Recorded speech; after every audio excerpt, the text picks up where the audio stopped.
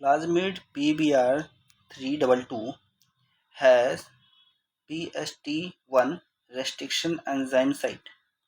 तो एक प्लाज्मिड है जिसका नाम है PBr322 और उसके अंदर PST1 की रेस्ट्रिक्शन एंजाइम साइट है। कहाँ पर है?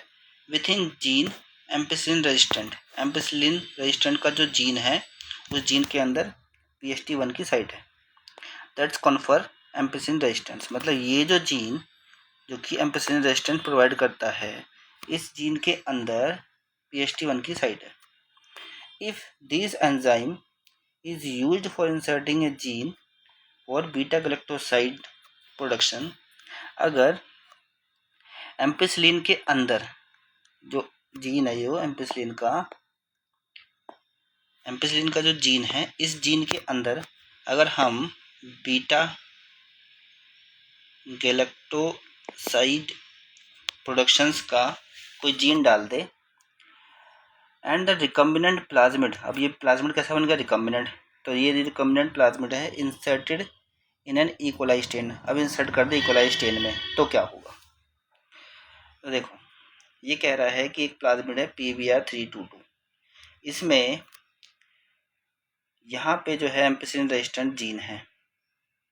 तो अब ये जो प्लाज्मिड है, मान लो कि किसी बैक्टीरिया के अंदर है, ठीक है, और एम्पिसिलिन रेजिस्टेंट जीन है, तो इस वेक्टर की वजह से क्या होगा? इस प्लाज्मिड की वजह से कि बैक्टीरिया जो है एम्पिसिलिन की प्रेजेंस में मरेगा नहीं, ये रेजिस्टेंस प्रोवाइड करेगा उसको, ठीक है। तो इस तरीके का हुआ चीज़।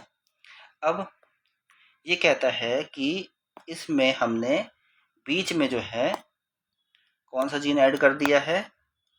बीटा गैलेक्टोसाइड्स के प्रोडक्शंस का। एम्पिसिलिन के बीच में PST1 साइड थी, यहाँ पे PST1 साइड थी, रेस्ट्रिक्शन एंजाइम से हमने काट दिया ये साइड बीच में, ठीक है। एम्पिसिलिन रेजिस्टेंट जीन को बीच में से काटा और हमने ऐड कर दिया ये बीटा गैलेक्टोसाइड्स वाला जीन बीच में।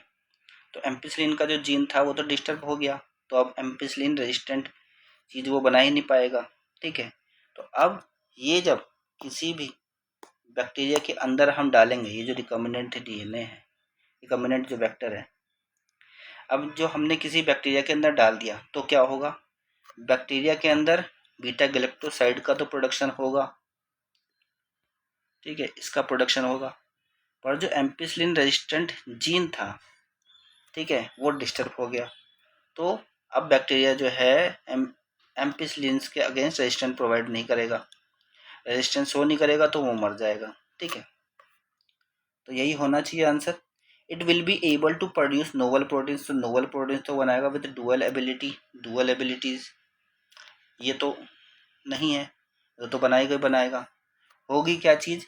It will not be able to confer ampicillin resistant. अब इसमें क्या होगा? एम्पिसिलिन रेजिस्टेंट जो है वो खत्म हो जाएगा to the host cell ampicillin resistance नहीं करेगा। The transform cell,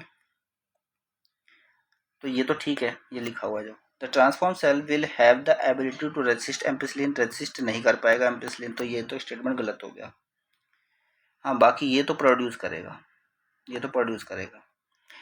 it will lead to lysis of the host cell. तो लाइसिस तो नहीं होगी इसकी वजह से। तो ऑप्शन बी जो है वो हमारा राइट आंसर है।